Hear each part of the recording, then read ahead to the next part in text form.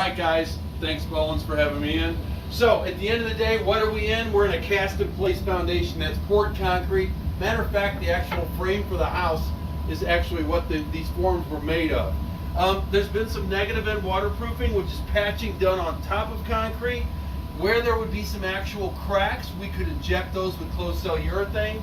We do have a crawl space on the other side of here, but we also have a system in place that we're going to take out and replace and put in a traditional style system that would have a geotextile, river rock, cove plate, vapor barrier, put the floor back properly so that we have something that's sustainable and also would have a warranty that would transfer with the house.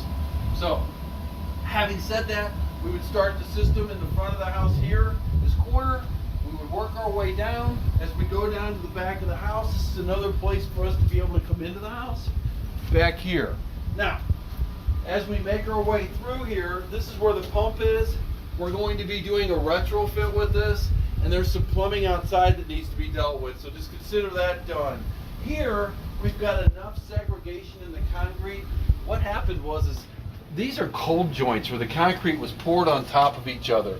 It was hard for them back then. So where these two sections of concrete were poured on top, that's called a cold joint.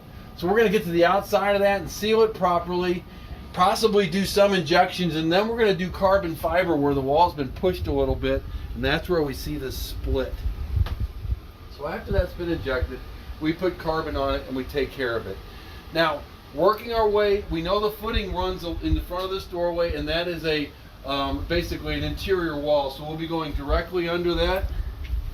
We put that wall in. Right, so we're going to go under it. Doesn't have to come out, the good news.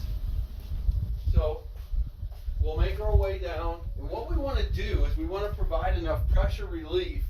We can come over here and stop in this area in front of this drain.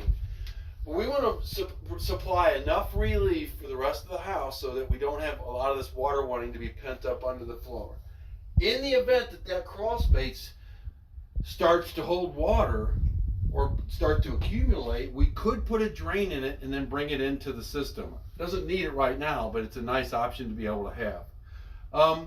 The other pictures will be outside, and we're going to talk about the different downspouts and how they'll be put into some different piping, as well as the discharge for the sump that'll come out, and take that away so that we handle the why of the house. Thanks a lot.